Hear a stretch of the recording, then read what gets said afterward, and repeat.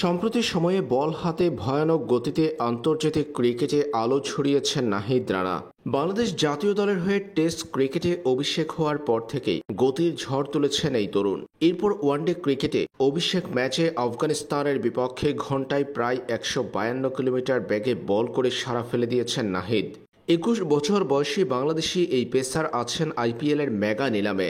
2025 সালের আইপিএলের মেগা নিলামে ভিত্তিমূল্য 75 লাখ রুপিতে আছেন নাহিদ রানা।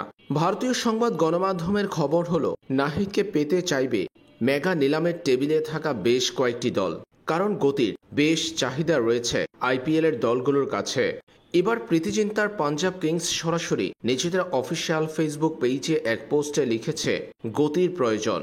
এটা কি নাহিদ রানার গতিকে ইঙ্গিত করে বলেছে কিনা সে বিষয় অবশ্যই নিশ্চিত নয়, তবে পাঞ্জাব কিংস নিজেদের অফিসিয়াল ফেসবুক পেজে লিখেছে গতির প্রয়োজন।